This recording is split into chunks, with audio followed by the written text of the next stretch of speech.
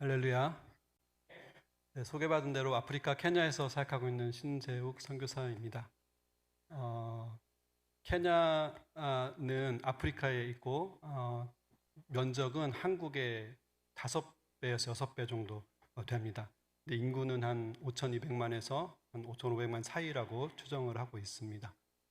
케냐가 사실은 이렇게 기독교인이 많아요. 그래서 인구의 한 80% 정도가 기독교인 또는 천주교인이라고 알려져 있습니다. 근데 이제 케냐가 아무래도 부족별로 편차가 심해요. 그래서 어떤 부족은 뭐 거의 대부분이 기독교인 부족이 있다고 하면 어떤 부족은 거의 100%, 99%가 무슬림인 부족들이 있습니다. 그리고 지역적인 편차가 심해요. 그래서 이제 케냐가 나이로비나 이런 대도시 중심 지역에는 교회들이 많고 기독교인들이 상당수 있습니다. 그런데 이제 케냐의 북동부 지역이라든지 이렇게 또 남동부 해안가라는 이런 지역에는 무슬림들이 많이 살고, 또 사실 케냐는 이제 무슬림의 역사가 기독교 역사보다 더 오래된 나라입니다. 이제 그곳에서 저는 이제 나이로비에서 한 차로 한 500-600km 정도 떨어진 타나리버라는 지역에서 사역을 하고 있습니다. 이렇게 귀한 교회에 귀한 예배 자리에 이렇게 초청해 주셔서 너무 감사드립니다. 하지만 한편으로는 너무 또 이렇게 한국에서 이렇게 설교하는 것이 굉장히 두렵고 떨릴 때가 많습니다. 케냐에서는 이제 스와힐리어라는 말을 쓰는데요. 스와힐리어 인사가 잠보라는 겁니다. 혹시 잠보라는 말 들어보셨나요?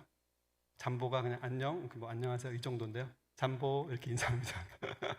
그래서 스와힐리어로 이렇게 설교하는 것보다 어떻게 보면 한국말로 이렇게 한국에서 설교하는 것이 굉장히 더 제 마음에는 부담도 되고 또 두렵고 떨리는 마음도 있습니다. 더군다나 또 정한영 목사님 이렇게 함께 신앙생활 하는 교회에서 와서 말씀 전하는 것이 그런 저에게 부담이 있습니다. 그런 한 가지 제가 믿고 고백하는 것은 이렇게 부족한 자를 하나님께서 세우실 때는 하나님께서 직접 일하신다고 믿습니다. 오늘도 하나님께서 우리의 심령 가운데 말씀하시는 그런 시간 되시기를 주님의 이름으로 간절히 간구드립니다. 제가 한 번은 그 기도할 일이 있어서 태백에 있는 예수원이라는 곳에 올라간 적이 있었습니다. 근데 제가 그때 마침 그 예수원 저녁 예배 때 시편 말씀을 이렇게 묵상하고 있었어요. 그런데 이제 제가 한 가지 좀 놀랬던 것은 그곳에서 시편 말씀을 묵상할 때 저희가 이렇게 읽는 방식과는 좀 다른 방식으로 이 시편 말씀을 읽었습니다. 예를 들면 저희는 시편 23편 읽을 때 여호와는 나의 목자시니 내게 부족함이 없으리로다. 그가 나를 푸른 풀밭에 누이시며 이렇게 읽잖아요. 한 절 한 절 이렇게 읽어갑니다. 그런데 그곳에서는 이 시편 말씀을 한 절을 이렇게 두 부분으로 나눴어요. 그러니까 전반부하고 후반부로 나눕니다. 그래가지고 그 전반부와 후반부 사이에 이렇게 시간을 두고 읽더라고요. 그러니까 예를 들면 이런 것입니다. 여호와는 나의 목자시니, 한 3초 정도 이렇게 시간을 가져요. 그리고 나서 내게 부족함이 없으리로다. 이렇게 하고 3초 정도 시간을 가져요. 그리고 나서 내 영혼을 그가 나를 푸른 풀밭에 누이시며 이렇게 합니다. 여러분 어떻습니까? 한번 저 시편 23편 1절 한번 같이 한번 해볼까요? 시작. 여호와는 나의 목자시니, 그리고 3초 정도 하나 둘 셋 넷 내게 부족함이 없으리로다. 여러분 어떠세요? 저는 거기에서 이 시편 말씀 이렇게 읽으면서 깜짝 놀랐어요. 왜냐하면 평소에도 이 말씀 읽었지만 그렇게 읽으니까 제 마음에 더 무엇인가 이렇게 막 말씀이 막 들어오는 것 같은 느낌을 받았고, 이 말씀이 제게 더 은혜롭게 다가왔어요. 그래서 왜 그럴까 이렇게 생각했을 때 제가 이 평소에 말씀을 읽으면서 말씀을 대하는 태도에 좀 문제가 있었구나 하는 생각이 들었습니다. 저는 이 말씀을 읽을 때 여호와는 나의 목자시니 보다는 내게 부족함이 없으리로다, 여기에 제 마음이 더 가 있는 거예요. 그러니까 이 말씀을 읽을 때 여호와는 나의 목자시니 이렇게 쉴 틈이 없는 거예요. 왜냐하면 내게 부족함이 없으리로다, 여기로 빨리 가고 싶은 거죠. 내가 좋아하는 말씀, 내가 편한 말씀, 내게 이루어지기를 원하는 말씀에 어서 달려가서 그 안에서 머물고 싶은 거예요. 그러니까 여호와는 나의 목자시니 이렇게 하고 쉴 틈이 없는 거죠. 빨리 가야지. 내가 좋아하는 말씀에, 내가 되고 싶은 것에 빨리 가야지. 그런 마음이 있었다는 것을 깨닫게 되었습니다. 그러나 여러분, 내게 부족함이 없으리로다. 여기에 제가 빨리 나간다고 해서 제가 정말로 그 말씀 안에서 만족을 누리고 평안을 누릴 수 있겠습니까? 참으로 내가 부족함이 없다라고 고백할 수 있는 그런 삶을 살 수 있겠습니까? 저는 그렇지가 않더라고요. 여러분은 어떻습니까? 여러분은 부족함 없는 삶을 살고 계십니까? 저의 경우에는 오히려 내 삶을 바라보니까 너무 부족한 거 투성이에요. 그런데 하나님 말씀은 부족함이 없다고 말씀하세요. 그러니까 하나님의 말씀과 저의 삶이 괴리감이 느껴지는 거예요. 하나님 말씀이 이렇다는데 왜 내 삶에는 부족함이 많지? 뭐 말씀이니까 그렇지. 말씀이니까 그냥 그렇다 하는 거지. 어떻게 사람이 부족함 없이 살 수 있어? 그냥 비유적인 표현이지. 그냥 그렇다는 거지. 라고 생각이 되는 거예요. 사실 저는 어려서부터 이렇게 교회를 다녔고, 그래서 시편 23편 1절 말씀을 너무나도 잘 알고 있다고 생각했어요. 그러나 문제는 제가 부족함 없는 삶을 살지는 못했다는 것입니다. 왜 그럴까? 그것은 바로 여호와는 나의 목자시니 라는 부분에 대해서 진지하게 생각해 본 적이 없었다는 거예요. 그냥 어릴 때부터 교회 다니니까 그냥 하나님은 당연히 나의 목자겠지. 나는 어릴 때부터 신앙생활을 해왔으니까 당연히 나는 하나님의 양이겠지. 내가 양이 아니면 누가 양이야? 이러면서 정말 하나님께서 나의 목자가 되셨는가? 나는 정말 하나님 앞에서 내가 하나님의 양이라고 고백한 적이 있었던가에 대해서 생각해 본 적이 없었다는 것을 깨닫게 되었어요. 그러면서 그냥 막연하게 그냥 이렇게 하다 보면 부족함 없는 삶도 있겠지. 이렇게 살아가는 것도 그렇게 나쁘지는 않아 하는 정도의 어떤 신앙에 머물러 있었다는 것입니다. 옛말에 사상누각이라는 말이 있습니다. 그러니까 모래 위에 지은 집 같다는 거죠. 모든 일에 기초가 중요하다는 거죠. 우리가 세상 일을 할 때는 기초를 굉장히 중요하게 생각합니다. 아파트를 짓는다든지 건물을 지을 때 그 기초가 제대로 되었는가에 대해서 굉장히 많은 공을 들입니다. 그래도 기초가 잘 되어야 돼 라는 말을 많이 합니다. 근데 우리가 신앙생활 할 때는 그거를 잃어버린다는 거예요. 신앙생활 할 때는 기초가 중요하지 라는 생각을 잘 안 한다는 거예요. 오히려 내가 누리는 것이 중요하지, 오히려 이렇게 생각한다는 거예요. 제가 이렇게 대학교 입시를 앞두고 있는 고3 때 어떤 분이 이렇게 말씀 액자를 이렇게 선물해 주셨어요. 그 말씀 액자에는 그 당시 고3들에게 가장 인기 있던 말씀이 적혀져 있었습니다. 그 말씀이 무엇이겠습니까? 빌립보서 4장 13절 말씀. 그 뭐예요? 네. 내게 능력 주시는 자 안에서 내가 모든 것을 할 수 있느니라. 네. 고3에게 주기 참 좋은 말씀입니다. 근데 재밌는 건 뭐냐면 그 말씀 액자를 보니까 내게 능력 주시는 자 안에서 이거는 앞쪽에 이렇게 두 줄로 작게 적어져 있어요. 작게. 그리고 뭐가 크게 적어져 있어요? 내가 모든 것을 할 수 있느니라. 이게 엄청 크게 딱 적혀 있어요. 사랑하는 성도 여러분, 빌립보서 4장 13절 말씀, 내게 능력 주시는 자 안에서 내가 모든 것을 할 수 있느니라. 여기서 도대체 이 말씀을 한번 두 부분으로 나눠본다면 무엇이 본질이고 무엇이 그 본질에서 나타나는 현상이라고 말할 수 있겠습니까? 어떤 부분이 본질입니까? 이 말씀에 내게 능력 주시는 자 안에서, 이게 본질인 거죠. 이게 어떻게 보면 기초인 거죠. 그리고 나면 현상이 뭐예요? 내가 모든 것을 할 수 있느니라. 이것이 이제 그 본질에서 나타나는 현상이라고 할 수 있습니다. 그러니까 여러분, 내가 능력 주시는 자 안에 있지도 않은데 내가 모든 것을 할 수 있다고 믿는 것은 믿음이라고 보기 어려운 거죠. 내가 정말 이 말씀을 믿는다면, 이 말씀이 정말 하나님의 말씀이야, 이 말씀대로 될 거야 라고 믿는다면 내가 모든 것을 할 수 있느니라, 여기에 꽂혀가지고 내가 하는 일은 다 잘 될 거야, 나는 할 수 있어, 이렇게 외치고 다닐 것이 아니라 무엇을 먼저 점검해야 되겠습니까? 내가 정말로 능력 주시는 자 안에 있는가? 이거를 점검하겠죠. 내가 정말 이 말씀을 믿는다면 나는 무엇부터 점검하냐면 내가 정말 내게 능력 주시는 자 안에 있는 상태인가? 나는 정말 내게 능력 주시는 자 안에 거하고 있는가? 정말 우리 교회 이름이 주 안에 있는 교회잖아요. 너무 정말 은혜로운 것 같아요. 그러나 우리가 주 안에 있는 교회만 다니고 있는가? 아니면 내가 정말 주 안에 있는가? 이게 문제라는 거죠.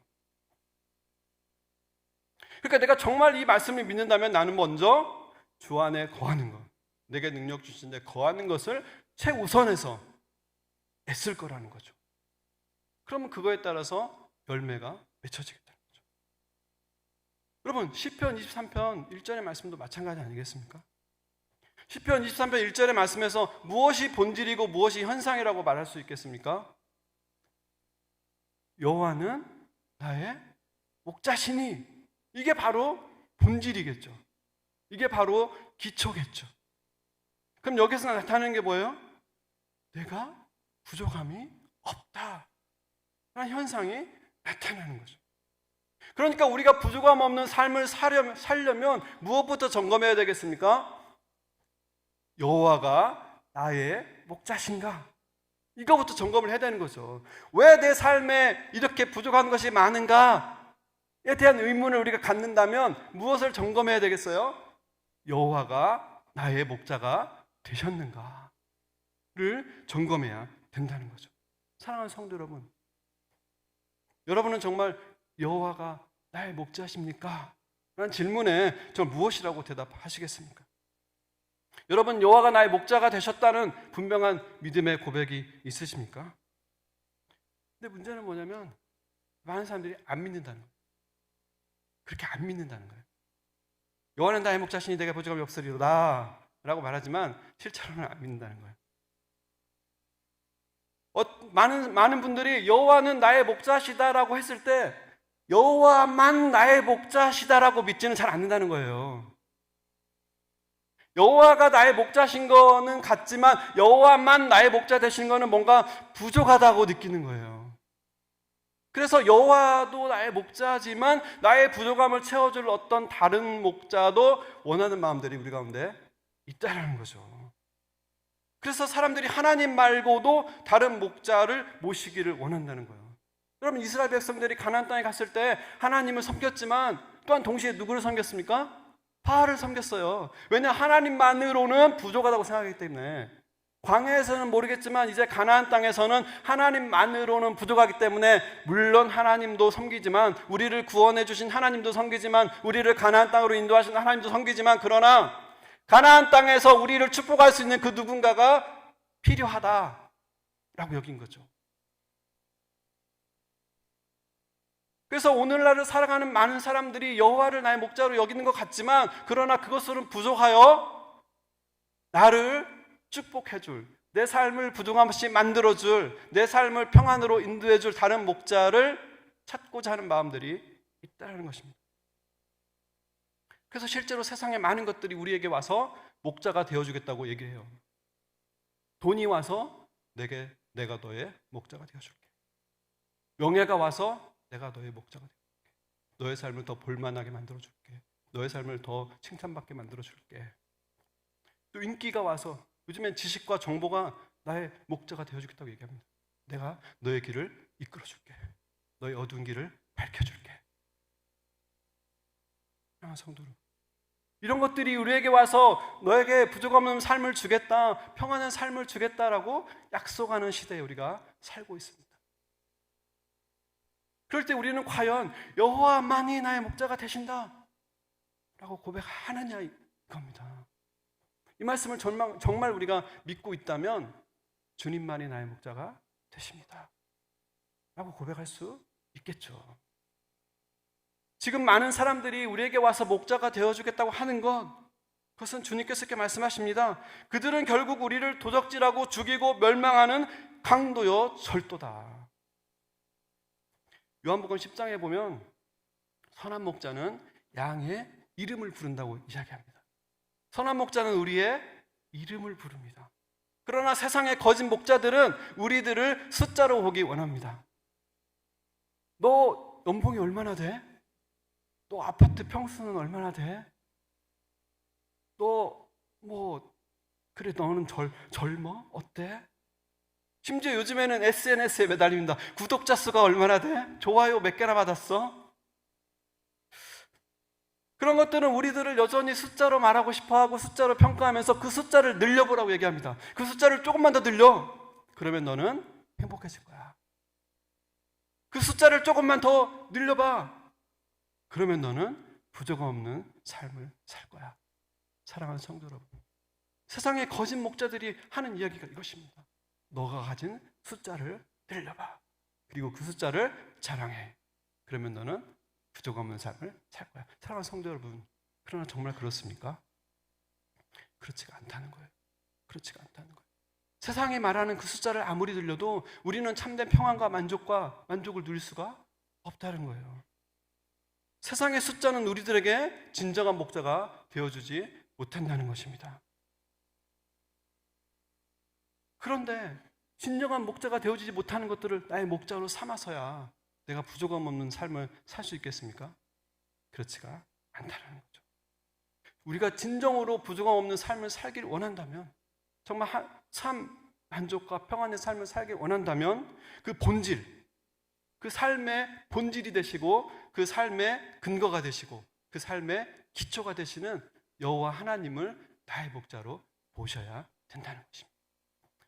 정말 저와 여러분 모두가 그 하나님을 나의 목자로, 하나님만 나의 목자로 모시는 은혜가 있기를 주님의 이름으로 간절히 축원합니다.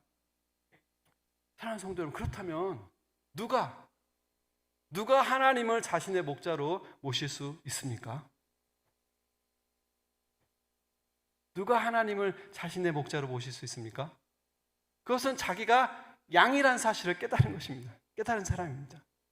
나는 양이 아닌데, 난 사자인데, 이런 분들은 여러분 하나님 목자로 모실 수 있겠습니까? 목자로 모실 수가 없죠. 나는 예를 들면 코끼리인데, 나는 기린인데, 이러는 분들은 하나님을 목자로 모실 수가 없어요. 내가 하나님 앞에서 양이구나. 나는 하나님 앞에서 양일 수밖에 없구나 하는 것을 깨달은 사람만이 하나님을 목자로 모시는 것입니다. 사실 이 시편 23편은 다윗이 썼다고 알려져 있습니다. 아무래도 다윗은 이 목동 때 이 시를 썼다기보다는 아마 왕이 되었을 때, 자신의 인생을 살아보았을 때 아마 이 시편을 쓴 것으로 알려져 있습니다. 그러니까 시편을 쓸 때 이 다윗은 사실은 왕이었어요. 왕.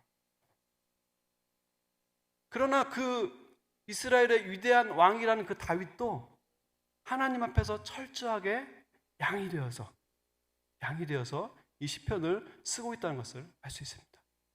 그러니까 이 시편 23편의 노래는 내가 왕이 되어서, 내가 무엇인가가 되어서는 부를 수 없는 노래입니다. 하나님 앞에서 철저히 왕으로 자리매김한 사람만이 부를 수 있는 노래라는 것입니다. 다윗도 왕이 되었던 다윗도 그랬다면 우리야 더 말할 나위 있겠습니까? 우리도 하나님 앞에서 철저하게 왕으로 설 때 이 시편 23편 노래를 부를 수 있다는 것입니다. 사랑하는 성도 여러분, 여러분은 하나님 앞에서 누구입니까? 양입니까? 사자입니까? 이 한국에서는 사실 이 양을 볼 기회가 많지가 않습니다. 우리가 사실 양이다 그러면은 이 동화책 속에 나오는 아주 작고 하얗고 귀엽고 사랑스러운 그런 어린 양을 상상하기가 쉽습니다. 그러나 이 양에 대해서 설명하는 책을 보면 양에게는 3가지 특징이 있다고 이야기합니다. 그것은 무엇이냐면 첫 번째로는 더럽다는 것입니다. 두 번째로는 멍청하다는 것입니다. 세 번째로는 무능력하다는 것입니다. 우리가 동화 속에서 보던 하얀 사랑스러운 양과는 거리가 너무도 먼 것입니다. 양은 실제로 멍청합니다. 이 성경에 보면 길 잃은 양의 비유가 많이 나오잖아요. 그 얘기는 뭐예요? 길을 잘 잃어버린다는 것입니다. 길을 잘 잃어버린다는 것은 멍청하다는 거죠. 이 양을 풀을 뜯을 때는 고개를 이 땅에 쳐박고 이 풀만을 막 뜯는 거예요. 풀 뜯다가 이렇게 살짝 고개만 들어도 목자가 어디로 가는지, 다른 양이 어디로 가는지 살펴볼 수 있잖아요. 그런데도 길을 잃어버린다는 거예요. 그 정도로 양이 멍청하다는 거죠. 두 번째로 양은 더럽습니다. 이 케냐에는 양을 치는 집들이 제법 있어요. 그래가지고 이 양을 많이 볼 기회가 있는데 제가 케냐에서 양을 보면서 이 두 가지에 깜짝 놀랐습니다. 첫 번째는 뭐냐면 하얀 양이 별로 없다는 거예요. 양의 대부분이 아롱지고 얼룩지고 뭐 머리는 까맣고 몸은 하얗고 이렇게 몸 전체가 하얀, 우리가 기대하는 하얗고 통통한 그런 양은 별로 없다는 거예요. 다 아롱지고 얼룩진 양이 훨씬 더 많습니다. 그 또 한 가지는 양이 너무 더럽다는 거예요. 그래서 너무 더러워서 이렇게 만지고 싶지가 않아요. 그냥 멀리서 봐도 우리는 하얀 양을 기대하지만 이렇게 막 누리끼리한 털을 가진 그런 양들이 너무 많아요. 사실 많은 동물들은 자기를 나름대로 청결하게 하는 방법이 있습니다. 사실 고양이도 자기를 굉장히 깨끗하게 하잖아요. 그러나 이 양은 자기 자신을 깨끗하게 할 방법이 없어요. 근데 원숭이들 같은 경우에는 또 서로가 서로를 이렇게 이도 잡아주면서 깨끗하게 하잖아요. 양들은 서로가 서로를 깨끗하게 하는 법이 없습니다. 그러니까 목자가 없으면 양은 항상 더러울 수밖에 없는 존재예요. 셋째로 양은 무능력합니다. 양은 나름대로 덩치도 작지 않고 힘도 있어가지고 자기를 보호할 능력이 있을 것 같은데 양은 그렇지가 못합니다. 작은 벌레조차도 뭐 냄새를 피운다든지 무슨 술을 써가지고라도 자기 자신을 보호하는 능력을 갖춥니다. 뭐 문어나 오징어만 봐도 이렇게 검은 먹물을 탁 쏴가지고 위험하면 자기를 딱 보호하잖아요. 근데 양을 그럴 재주나 능력이 없다는 거예요. 이게 성경에서 말하는 양입니다. 사랑하는 성도 여러분, 여러분은 이런 양 같습니까? 멍청하고 더럽고 무능력한 양입니까? 양이라고 인정이 되십니까? 그러나 성경은 우리를 향하여 너희도 양과 같다고 말씀하신다는 거예요. 이사야 53장 6절에 보면 우리는 다 양 같다라고 고백하고 있지 않습니까? 하나님께서 우리를 향하여 너희도 이와 같은 양 같다. 너의 모습이 이런 양과 같다. 예수님께서도 많은 무리를 보시면서 목자 없는 양 같다 라고 말씀하시지 않았습니까? 우리도 양처럼 양보다 더 나을 것 없이 멍청하고 더럽고 무능력하다는 것입니다. 첫째로 우리는 멍청합니다. 우리가 아무리 세상에 많은 지혜를 가졌다 하더라도 하나님의 지혜에 비하면 어리석은 것이니 멍청할 수밖에 없어요. 요즘 과학이 많이 발달해가지고 뭐 달에 사람도 보내고 태양계 넘어서 뭐 우주선도 막 보냅니다. 인공위성도 보내고. 그래서 우리가 깨달은 것이 무엇입니까? 우리가 우주에 대해서 모르는 것이 많다는 것을 깨달았습니다. 우리는 제법 우리의 지혜를 발휘해서 많은 것들을 탐구하고 연구하는 것 같은데 그 연구의 결과가 여전히 우리는 모르는 것이 많다는 거예요. 세상 지식뿐만이 아니에요. 하나님께서 우리를 돕지 않으시면 우리가 구원의 방법도 모르고 하나님께서 우리에게 지혜와 계시의 영을 주시지 않으면 우리는 하나님을 찾을 수도 없는 그런 존재에 불과한 어리석임이라는 거예요. 우리가 아무리 지혜와 지식을 많이 쌓고 있어도 사망의 문제, 죄의 문제를 해결할 수 없으니 우리는 멍청하다는 거예요. 둘째로 우리는 더러워요. 우리가 겉모습은 그럴싸하게 꾸밀 수 있습니다. 사실 저도 이게 오늘 주일날 예배 오면서 이렇게 몸도 씻고 샤워도 하고 양복도 입고 이렇게 그럴싸하게 오지 않았습니까? 여러분 다 마찬가지죠. 때로는 자신의 모습을 보면서 오늘 좀 괜찮은데? 라고 말할 수도 있을 것입니다. 그러나 문제는 마음이라는 거죠.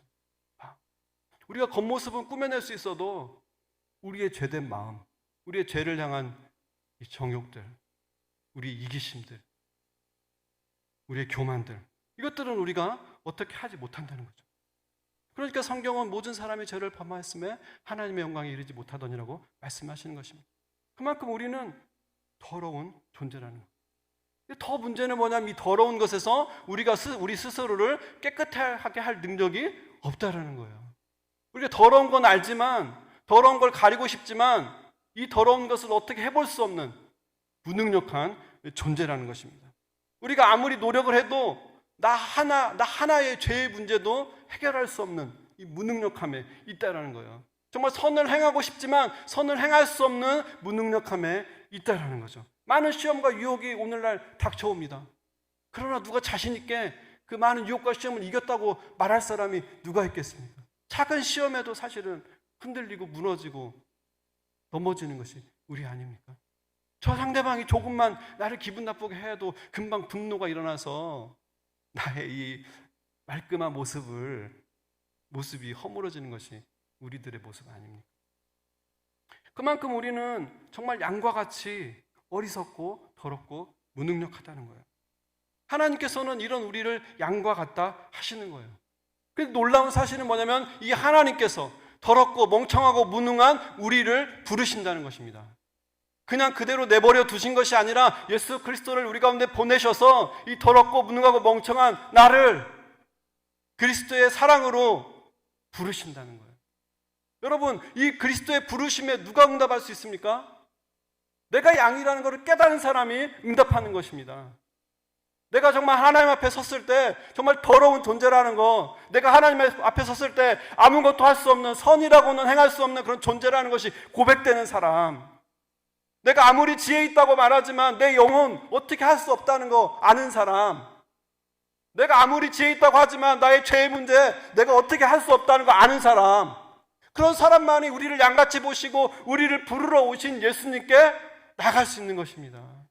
그 사람만이 다른 무엇이 아니라 하나님만이 나의 목자가 되시는구나, 이런 나를 부르러 오신 예수 그리스도를 보내신 그분만이 나의 목자가 되시는구나 하는 것을 고백할 수 있다는 거예요. 그런데 문제는 사람들이 그걸 싫어한다는 거예요. 내가 무능력하다고 인정하는 거 싫어한다는 거예요. 내가 더럽다고 말하는 거 싫어한다는 거예요. 내가 멍청하다고 말하는 걸 싫어한다는 거예요. 그래도 나는 지혜롭지, 그래도 나는 괜찮지, 그래도 이만하면 볼만하지라고 생각을 한다는 거예요. 그러면서 하나님께 진정으로 나오기를 거절한다는 거예요. 하나님만 목자로 모시기를 거절한다는 거예요. 내가 가진 이것도 좀 괜찮지, 내가 이룬 이것도 좀 나에게 목자가 될 만하지 왜? 라고 말한다는 거예요. 믿음이 있다고 말하는 우리도 마찬가지라. 이런 유혹에, 이런 위험에 날마다 노출되어 살고 있다는 거예요. 그러니까 내가 하나님 앞에서의 그 본질적인 존재를 잊고 살면 우리도 그런 위험에 항상 빠질 수 있다는 거예요. 제가 한 번은 어느 날 기도를 하고 있었는데 마음에 하나님께서 너 기도 그만해, 그런 마음을 주셨어요. 기도를 하고 있는데 너 그 기도 좀 그만해라. 마치 그 이사야에서 너희들 좀 제발 좀 저기 성전에 좀 그만 들어와, 너희들 때문에 아주 죽겠어 내가, 이렇게 하시는 그런 마음이 느껴졌어요. 그래서 깜짝 놀라가지고 기도를 하다가 그만두고 이제 묵상을 했죠. 왜 내가 그런 말씀하시나. 그때 하나님께서 주신 마음이 그거였어요. 너 너무 나 앞에서 기도하는데 사역자같이 기도한다. 내가 하나님 앞에 나아가서 기도하는데도 마치 사역자로 사람들 앞에 서 있는 것처럼 기도하고 있더라고요. 너가 지금 하나님 앞에 나오는데도, 그 심지어 기도하는데도 그래? 그러려면 기도 그만해. 그런 마음이 들었어요. 그러다 기도하다 말고 그냥 멈췄어요. 멈추고 저의 태도를 하나님 앞에 회개했습니다. 사랑하는 성도 여러분, 하나님 앞에서 사역자라니요? 하나님 앞에서 장로라니요? 하나님 앞에서 여러분 뭐 사장이라니요? 하나님 앞에서 뭐라니요? 우리는 하나님 앞에 설 때조차도 자신이 더럽고 추하고 멍청하다는 그것을 가리고 싶어요. 그리고 자기가 있는 어떤 것을 자랑하고 싶어요. 내가 세상에 이룬 어떤 것으로 기도하고 싶어요. 그러나 여러분, 이런 마음 가진 사람이 하나님 앞에서 정말 양으로 설 수 있겠습니까? 저 그때 알았어요.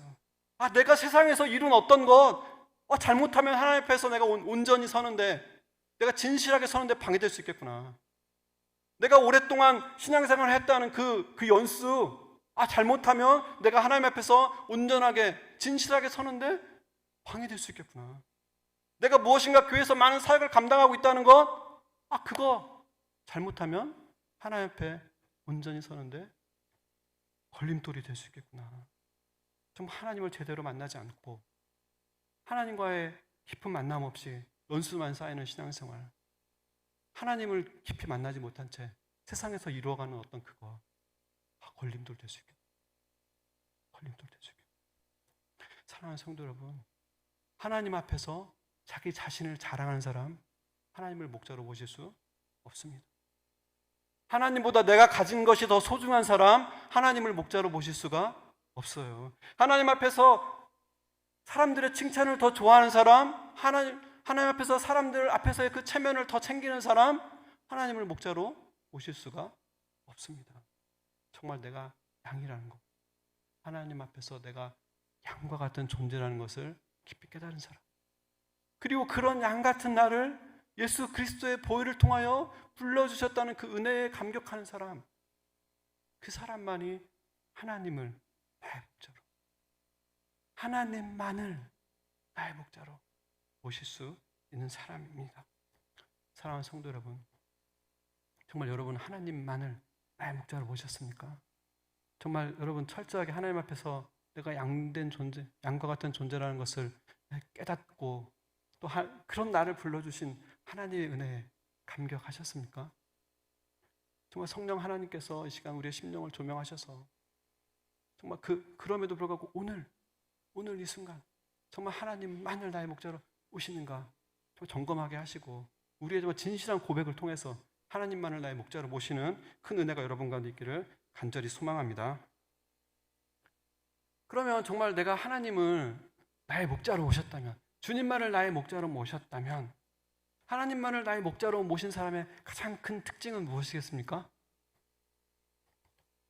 그것은 항상 주님을 바라본다는 것입니다. 항상 주님을 따라간다는 거예요.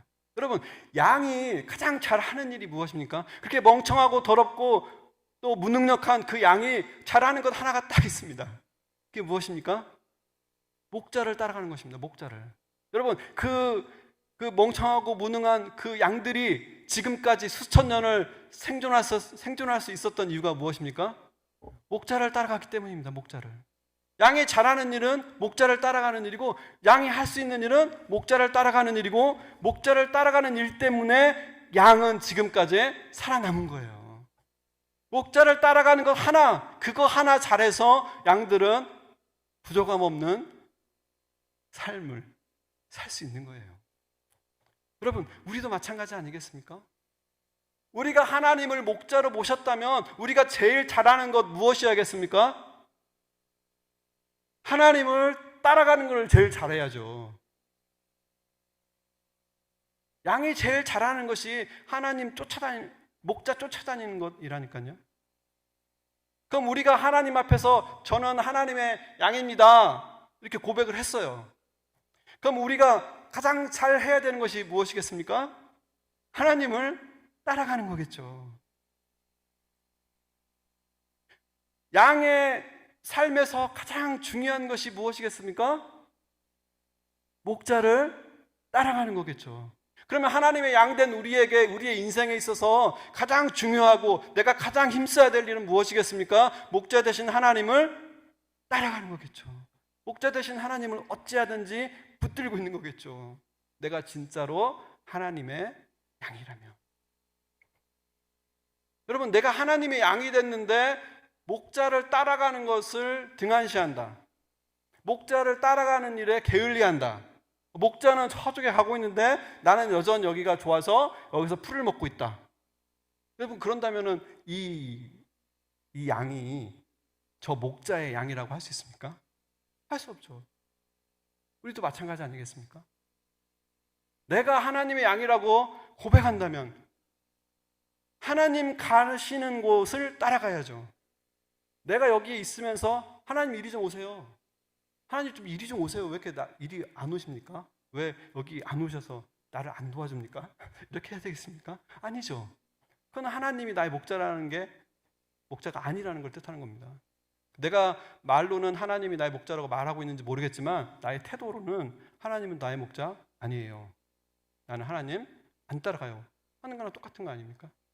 내가 여기가 아무리 좋아도 목자 대신 하나님이 저편으로 가시면 나는 당연히 따라가야 되는 건 아니겠습니까? 그러니까 내가 하나님을 나의 목자로 모신 사람의 가장 큰 관심, 그 인생을 딱 하나로 얘기하라. 그러면 그것은 하나님을 따라간다, 주님을 바라본다 하는 것이 되어야 할 것입니다. 사랑하는 성도 여러분, 여러분의 제 일의 인생의 목적이 무엇입니까? 여러분은 여러분의 삶의 많은 시간들을 어디에 사용하고 있습니까? 여러분, 하나님이 나의 목자가 되셨다면 하나님을 바라보며 하나님을 따라가는 것이 제 일의 목적이 될 것입니다. 정말 하나님이 나의 목자가 되셨다면 나의 많은 시간들, 나의 많은 에너지들, 내가 가진 많은 것들이 하나님을 따르는데 사용되고 있을 것입니다. 하나님을 나의 목자로 모셨다고 하면서 여전히 나의 일을 하기를 원하는 사람이 있다면 어떻게 그분을 하나님을 나의 목자로 모신 사람이라고 할 수가 있겠습니까? 그래서 마태복음 7장에 보면 그런 말씀 하시는 거예요. 많은 사람들이 나와서 하나님, 예수님 저는 선지자 노릇을 하였습니다. 예수님 저는 큰 능력을 행하였습니다. 그럴 때 예수님 뭐라고 하세요? 내가 너희를 도무지 알지 못한다. 도무지 알지 못한다. 이 일을 잘못했다. 네가 그 일이 잘못됐다라고 말씀하시는 부분도 있지만 불법을 행한다고 했기 때문에, 그러나 예수님이 모른다는 거예요. 중요한 거는. 그래서 모른다는 거예요. 모른다는 건 뭐예요? 예수님의 이름으로 뭘 행했지만 관계가 없었다는 거예요. 예수님의 이름으로 무엇인가를 했지만 예수님은 나의 목자가 아니셨다는 거죠. 그러니까 예수님을 따라가는 것보다는 자기가 좋아하는 어떤 일에 더 매몰되는 거죠. 그런 사람들을 어떻게 예수님이 내가 너를 안다 그러겠어요? 예수님께서 그러셨잖아요. 내 양은 내 음성을 듣고 나를 따른다.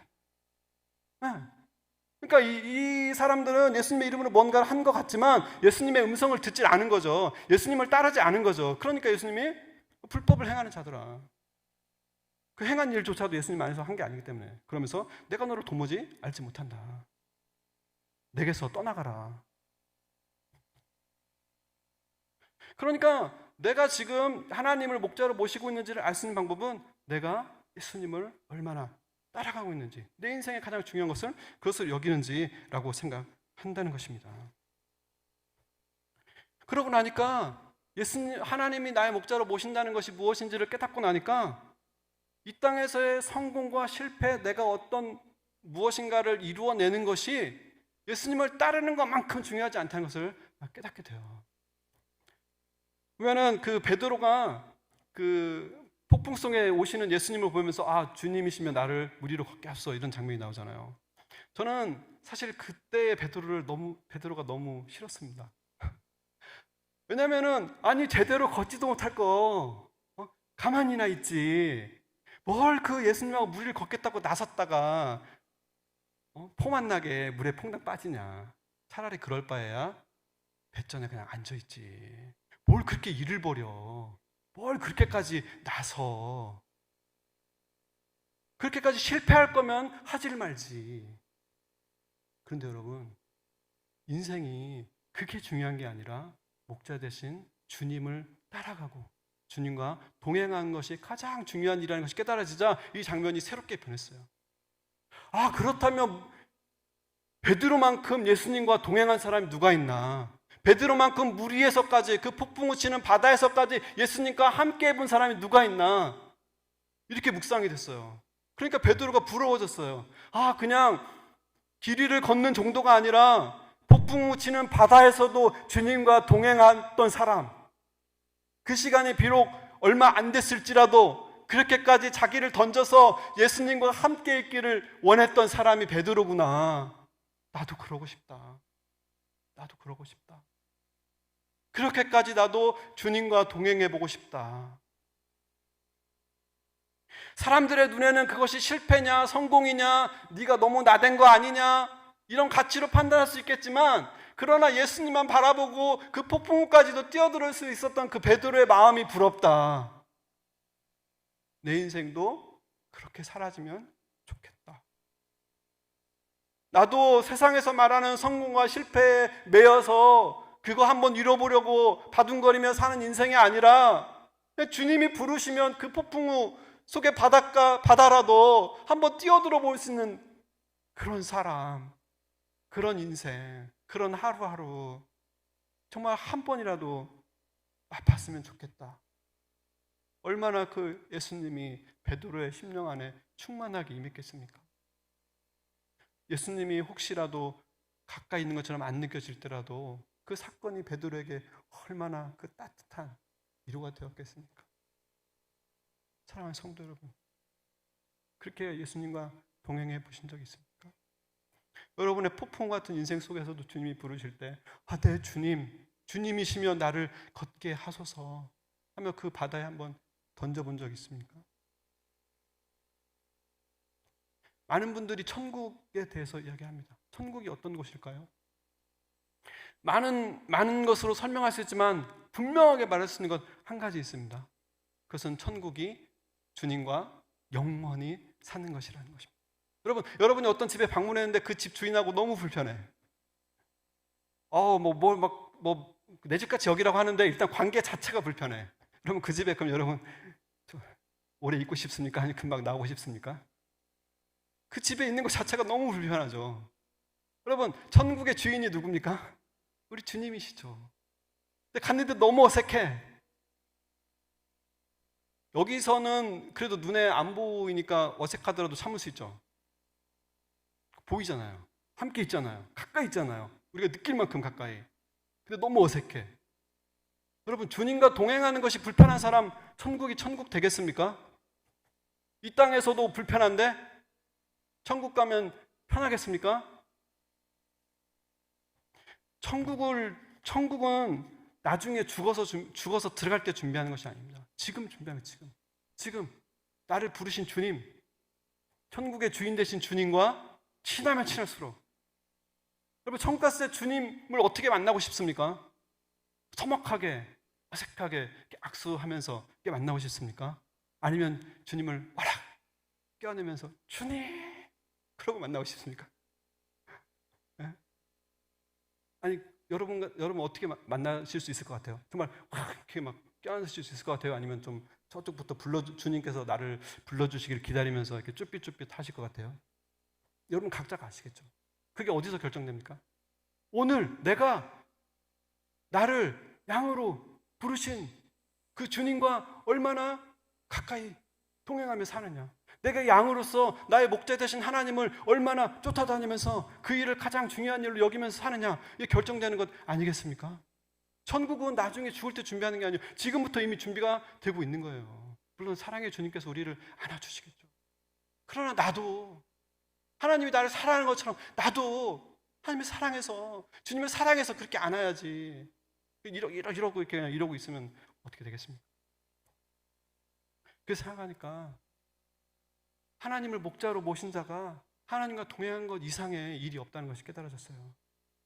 많은 것들을 우리가 합니다. 세상 살면서 할 수밖에 없고. 그러나 그 모든 일 사이에서도 주님과 동행한 것을 놓쳐서는 안 된다는 거죠. 그것이 목자 대신 하나님을 나의 목자로 삼은 사람의 태도이기 때문입니다. 저는 이 시편 말씀을 읽을 때마다 그렇게 생각했어요. 하나님이 나의 목자가 되시면 2절에 나온 것처럼 푸른 초장이나 쉴만한 물가에 있어야지. 그게 하나님이 나의 목자가 되는 거라고 생각했어요. 만약에 내가 사망의 음침한 골짜기를 지나 내 인생에 힘든 일이 있어. 그러면 하나님이 나의 목자가 안 되셨나? 내가 하나님한테 뭔가 잘못했나? 하나님은 나한테 뭔가 벌 주시길 원하나? 하나님이 나한테 뭔가 좀 삐지셨나? 라고 생각했어요. 그냥 푸른 초장, 쉴만한 물가에 있을 때만 하나님이 나의 목자 되신 것처럼 생각했어요. 그러나 이 말씀을 묵상하고 나니까 그게 아니라는 것이 깨달아졌어요. 하나님이 나의 목자가 되신다면 내가 푸른 초장에 있든지 쉴만한 물가에 있든지 사막의 음침한 골짜기를 다니든지 아무 상관이 없다는 생각이 들었어요. 주님만 나의 목자가 되셔서 내가 주님을 바라볼 수 있다면 그런 길의 종류, 인생의 상황이 아무런 문제가 아니라는 것을 깨닫게 되었습니다. 사랑하는 성도 여러분, 양이 언제 두려워할까요? 양이 언제 두려움을 느낄까요? 여러분, 양이 사망의 음침한 골짜기를 간다고 했을 때 두려워할까요? 아니면 푸른 초장이라도 목자가 없으면 두려운 것 아니겠습니까? 그러나 사망의 음침한 골짜기라도 목자가 분명히 내 곁에 계시다면 양으로서 두려워할 일이 전혀 없는 것 아니겠습니까? 그러니까 우리는 우리의 인생의 길의 종류가 중요한 게 아니에요. 우리는 여호와의 집에서 영원히 살기 전까지 여러 가지 인생의 길을 걸어가게 될 것입니다. 그러나 그때 붙들어야 할 것 하나 있습니다. 내 곁에 목자가 계시는가? 나는 지금 목자를 따라가고 있는가? 하나님을 목자로 모신 사람은 길의 종류에 상관없이 여전히 목자를 붙드는 삶입니다. 요즘에 많은 사람들이 더 가져도 행복하지 않다고 말합니다. 더 가져도 편안하지 않다고 생각합니다. 그러나 성경은 우리들에게 분명하게 말씀하십니다. 부정함 없이 사는 비결 있다. 세상이 아무리 변하고 나의 삶의 여정이 아무리 힘들어도 평안함 가운데 부정함 없이 사는 길이 있다. 그것이 무엇입니까? 여호와를 나의 목자로 모시는 것입니다. 여호와만을 나의 목자로 모시는 것입니다. 내가 양이라는 것을 하나님 앞에서 진실로 고백하고 그런 양 같은 나를 찾아오신 예수 그리스도의 은혜에 감격하여 하나님만을 나의 목자로 모시기로 작정하고 그 앞에 살아갈 때, 그리고 양된 내가 목자 되신 하나님을 끊임없이 따르며 바라보며 살아갈 때 우리는 하나님께서 주시는 기쁨과 평안, 부족함 없는 삶을 누리게 될 줄 믿습니다. 사랑하는 성도 여러분, 시간 하나님만이 나의 목자셨던 걸 믿으시고 정말 여러분의 인생을 풍랑 위에 서 계신 예수님께 자기를 던진 베드로처럼 그렇게 던지시기를, 정말 하나님께 맡기는 그 복된 은혜가 있기를 예수님의 이름으로 축원합니다. 아멘.